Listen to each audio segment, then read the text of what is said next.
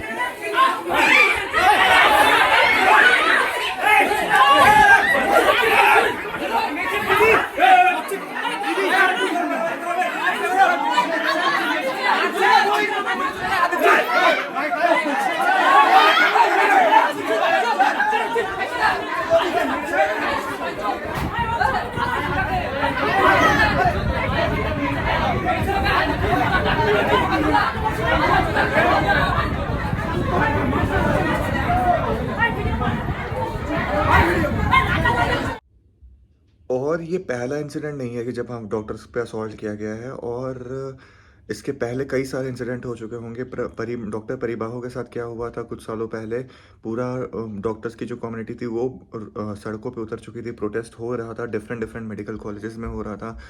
लेकिन हम लोग परिणाम देख चुके हैं। हमने देख लिया हुआ है कि किसी को हमारी पड़ी हुई नहीं है। हमारे लिए कोई सिक्योरिटी अलग से आने वाली नहीं है। कोई नया रूल्स अगर कोई फॉर्म हो भी जाता है तो भी उसका इम्प्लीमेंटेशन नहीं होता है। तो अब हम करें तो करें क्या। तो मैं तुम्हारे को यहाँ पे 4 उपाय ऐसे बताऊंगा जो तुम्हारे को एक्चुअली में हेल्प करने वाले हैं। अगर तुम्हें समझ में आता है, तुम उनसे रिलेट कर रहे होगे, तो प्लीज़ इस वीडियो को और से ज़्यादा लोगों तक शेयर करना। क्योंकि ये एक अब पानी सर के ऊपर बह चुका है। अब हमें ये सारी चीज़ें पैतरे अपनाने ही पड़ेंगे। सबसे पहले तो मैं ये बोलूँगा, स्टॉप सॉबिंग। ठीक है, अभी रोने धोने का वक्त है ही नहीं। ठीक है, बहुत बहुत रो लिया, बहुत सारे हम लोगों ने लाउड नॉइजेस निकाल दिए, बहुत सारे हमने प्रोटेस्ट कर लिए। कुछ भी मिला क्या? कुछ भी मिला क्या? आए दिन मतलब ये सारे तो ऐसे ऐसे रिपोर्ट्स हैं जो कि पता चल जाते हैं, बाहर आ जाते हैं कि डॉक्टर्स पे असॉल्ट हो रहा है। तुम खुद सोचो, छोटे छोटे जो प्राइमरी हेल्थ सेंटर्स होते होंगे वहाँ पे कितने ज़्यादा, कितने हद तक डॉक्टर्स का असॉल्ट किया जाता होगा। ठीक है, और ये तो फिर भी मेल्स जो डॉक्टर हैं उनके साथ ये सारे ये इंसिडेंट्स मिल रहे हैं। तुम समझ सकते हो अगर फीमेल डॉक्टर अगर किस हिसाब से वो ड्यूटी कर पाएगी। कभी भी फीमेल डॉक्टर कंफर्टेबल हो पाएगी कि वो नाइट ड्यूटी कर पाए? नहीं। तो अब हम लोग स्टॉप सॉबिंग मतलब नहीं कर सकते। अब ये चिल्लाना विल्लाना, ये सब चीज़ें, रोना धोना हमें ना और वीक बना देता है।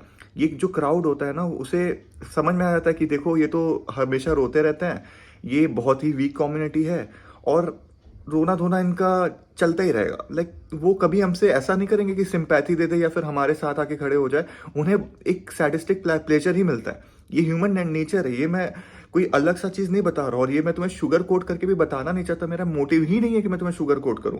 मैं चाहता हूं इसीलिए हूं कि तुम अब रोना बस बंद कर दो। अब रोने से ना तुम और वीक लग रहे हो।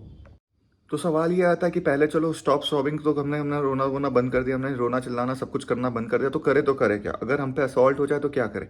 सबसे पहले तो यार, असॉल्ट ऐसा नहीं होता कि अचानक से आउट ऑफ द ब्लू आकर के असॉल्ट होना शुरू हो जाता है। सबसे पहला जो चीज़ें हमें करनी होगी वो होगी स्टॉप फाइट। मतलब कभी भी सेल्फ डिफेंस का पहला टेक्निक यही होता है कि तुम्हें फाइट में पड़ना ही नहीं है।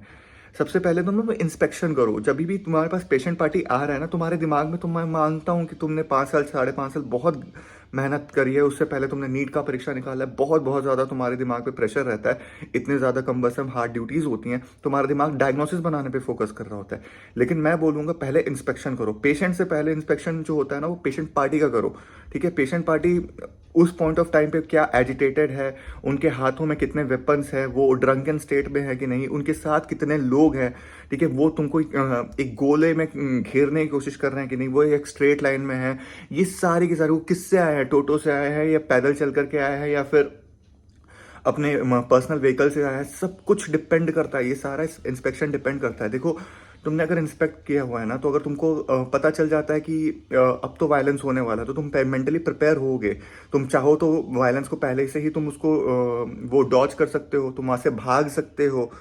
लेकिन अगर तुमको मालूम ही नहीं है, आउट ऑफ द ब्लू मतलब कोई तुम पे हाथ छोड़ने लग गया, तो तुम करोगे तो करोगे क्या? तुम तो you are caught in a surprise, no? ठीक है, तो ये कतई नहीं होने देना कि हमने इंस्पेक्शन नहीं करा। तो सेकंड हमारे को यही होता है कि हमें फाइट तो अवॉइड करना है, लेकिन अवॉइड कैसे करें? सबसे पहले हमें करना है इंस्पेक्शन। चलो इंस्पेक्शन कर लिया, सब कुछ कर लिया, अब मेरे को क्या करना है? अब मेरे को चाहिए चार ऐसे दोस्त जो देखो तुम्हारे साथ वो को वर्कर या फिर तुम्हारे कलीग नहीं हो सकते। ठीक है, कलीग्स तो हो सकते हैं कि तुम्हारे दूसरे काम पे बिजी हो या फिर उनकी आज ड्यूटी ना हो, वो बेचारा रेस्ट ले रहा हो। तुम्हें चार ऐसे दोस्त निकालने होंगे। तुम्हारा जूनियर भी हो सकता है, तुम्हारा फाइनल ईयर वाला जूनियर हो सकता है, तुम्हारा फर्स्ट ईयर वाला जूनियर हो सकता है, तुम्हारा सीनियर हो सकता है, कोई ऐसे चार लोग जो तुम्हारे एक मैसेज से तुम्हारे तुम्हारे पास आ जाए वो। ठीक है, ऐसे नहीं होना चाहिए कि तुम फॉल्स अलार्म्स उन्हें दे रहे हो उन्हें चेक वगैरह करने के लिए, लेकिन हाँ, तुमको ऐसे चार लोगों का ग्रुप बनाना ही चाहिए। तुम बोलोगे सर चार लोगों को कैसे ग्रुप में बना लूँ? तो देखो, अगर तुम चार लोगों के ग्रुप नहीं बना सकते हो ना, तुम पे लानत है, एक्चुअली लानत है। अगर क्योंकि तुम मेडिकल कॉलेज में पढ़ रहे हो, मेडिकल कॉलेज में तुम हायरार्की देखो ना, first second third fourth final year, मतलब बाकी सारे डिग्री कोर्सेज तो 4 साल में खत्म हो जाते हैं, यहाँ पे 5 साल का कोर्स है। ठीक है, इतने सारा तुमको बैच का क्राउड मिल रहा है, प्लस तुमको इंटर्न मिल रहा है, फिर तुम उसके ऊपर हाउस स्टाफ्स मिल रहे हैं, उसके ऊपर से तुमको पीजीटीज मिल रहे हैं, फिर जेआर एसआर एपीज, कितने सारे तुम्हारे हायरार्की हैं। अगर तुम एक ग्रुप ऑफ कुछ लोगों को, तुम, मैं नहीं बोल रहा हूँ कि चारों के साथ तुम्हारी बहुत घनिष्ठ मित्रता होनी चाहिए, लेकिन उनके लिए तुम खड़े होगे और वो तुम्हारे लिए खड़े होंगे। और ऐसे सिचुएशन पे तो नहीं बुला रहे हो कि आजा भाई पार्टी कर रहे हैं। ये एक ऐसा अलार्मिंग सिचुएशन है जहाँ पे उन्हें भी आना ही पड़ेगा और तुम्हें भी उनके लिए जाना ही पड़ेगा। तो चार ऐसे लोगों को ढूंढ लो। अगर तुम नहीं ढूंढ रहे हो, तो अगर तुम अभी मेडिकल स्टूडेंट हो तो तुम ढूंढना शुरू करो। और ऐसा नहीं है कि चार ऐसे हट्टे कट्टे पहलवान ही चाहिए तुम्हें, चार नंबर मैटर करता है एकदम ही। भाई बता रहा हूँ, एकदम नंबर मैटर करता है। अगर तुम फीमेल्स को भी लेके आते हो ना, अगर वो चार फीमेल्स को, मैं तो बोलता हूँ उनकी बातों से तुम मतलब सामने वालों को चित कर सकते हो। ठीक है, मैंने देखा कि अगर तुम वायलेंस देखोगे ना, तो फीमेल्स का मतलब जो आर्ग्यूमेंट होता है, काउंटर आर्ग्यूमेंट होता है ना, वो अच्छे से वो डील कर लेती हैं किसी भी सामने वाले को। ठीक है, और ये जो मेल्स होते हैं वो मतलब हा हू करते रह जाते हैं। उनके उनके उनके दिमाग में इतनी सारी चीज़ें चल रही होती हैं, उनका डिसीजन एकदम परफेक्ट होता ही नहीं है। तो डिपेंड नहीं करता कि तुम अपने ग्रुप में किसको शामिल करते हो, लेकिन चार लोगों का ग्रुप होना ही चाहिए। एंड फाइनल बात यह है कि हमेशा तुम्हें एक प्रॉपरली ड्रेस और प्रॉपरली एक एटिकेट्स के साथ ही बात करना है। अगर पेशेंट पार्टी तुमसे गाली गलौज कर रहा है, मतलब तुम उस पर गाली गलौज नहीं कर सकते। तुम मतलब कबीर सिंह, अंदर वाला कबीर सिंह, मुझे मालूम है कि तुम्हारे अंदर ऐसा हो सकता है कि रेज आ रहा हो, लेकिन तुम उसे बाहर नहीं निकाल सकते। तुम उसे डायरेक्टली बोलो, ठीक है, कि सर आप बदतमीजी कर रहे हो, मैं आपसे बात नहीं कर सकता इस पॉइंट ऑफ टाइम पे, मुझे अभी पेशेंट पे ध्यान देना है, let me do my work. ठीक है, तुम अगर अच्छे कपड़े में हो, ठीक है, तो वहाँ के जो क्राउड होगा, वहाँ के क्राउड जितने भी होंगे, वो तुम्हारे अगेंस्ट नहीं जाएंगे। तुम अगर एकदम तुम टी शर्ट पहन के जा रहे हो, तुम एक गंदी सी चप्पल पहन के जा रहे हो, यू आर स्टिंकिंग। ठीक है, तो तुम्हारी पर्सनैलिटी भी मैटर करती है, क्योंकि जहाँ अगर तुम पे किसी ने हाथ छोड़ा, ठीक है, वो अब पढ़ा लिखा लग रहा है, वो पता नहीं तुमसे थोड़ा सा सुपीरियर सा लग रहा है, तो हो सकता है कि क्राउड भी बाय डिफॉल्ट उसी का साथ देने लग जाए। तुम्हें कभी भी सामने वाले को ना हमेशा ही सबकॉन्शियस माइंड में उसको नीचे गिरा के रखना है। कैसे नीचे गिरा सकते हो? क्योंकि तुम्हारी पर्सनालिटी वैसी है, तुम एक मेडिकल स्टूडेंट हो, तुमने एक डिग्री अचीव करी हुई है। तुम्हारे वो सामने वाला नॉन मेडिको, वो कितना भी बड़ा इंजीनियर हो, कितना भी बड़ा बिजनेसमैन हो, वो तुमसे ज़्यादा एडुकेटेड नहीं हो सकता। इस चीज़ का तुमको ख्याल होना चाहिए, और हमेशा तुम्हें गियर अप रहना चाहिए। अब तुम बोलोगे गियर अप क्या है? देखो, मैं बोलता हूँ हमेशा जो तुम्हारे सामने जो स्टेथोस्कोप होता है ना, स्टेथोस्कोप सिर्फ हमेशा फिजियोलॉजी से लेकर के मेडिसिन में ये बता देते हैं कि हार्ट साउंड को या फिर साउंड को सुनने में हेल्पफुल होते हैं ये सारे फंक्शंस। मैं बोलता हूँ स्टेथोस्कोप को ना, अगर तुमने अगर उसको हाथ में उठाया और उसको तुमने एकदम रोल करा, ठीक है, मैं बोलता हूँ जो नून चाकू होता है ना, उससे ज़्यादा इफेक्टिव है। सामने वाला एक बार उसके सर पे पड़ गया ना, उसका वो बेल वाला हिस्सा, वो कभी उठ नहीं पाएगा।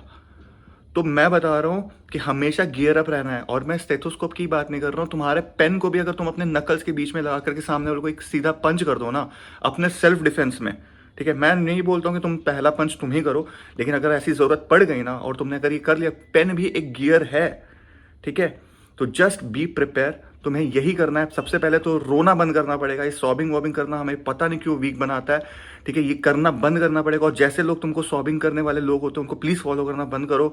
दूसरा, ये तुम्हारे को जितना हो सके अवॉइड फाइट्स। ठीक है, तुम पहले इंस्पेक्शन कर लो, तुमको लगता है कि नहीं नहीं ये फाइट करने वाले लोग हैं, तो फिर या फिर ये लोग मतलब मेरे साथ एक आर्ग्यूमेंट में पढ़ने वाले हैं, तो तुम उस चीज़ को अवॉइड करो। उससे अच्छी कुछ चीज़ कुछ हो ही नहीं सकती। तीसरा, एक ग्रुप ऑफ 4 फ्रेंड्स को रखो और उनको हमेशा एसओएस बेसिस पे बता के रखो कि आज क्या होने वाला है, क्या नहीं हो सकता है, ठीक है? और फिर फाइनली ऑलवेज गियर अप। अगर तुम्हें ये वीडियो अच्छा लगता है तो बाकी से ज़्यादा लोगों तक पहुंचाओ। हमारे जो कलीग्स हैं, हमारे जो एक कम्युनिटी के लोग हैं, हमारे डॉक्टर्स, हम लोग वीक नहीं हैं। ये चीज़ को बताना अब ये ज़रूरी हो चुका है। प्लीज़ इस वीडियो को ज़्यादा से ज़्यादा लोगों तक पहुंचाओ। Thank you.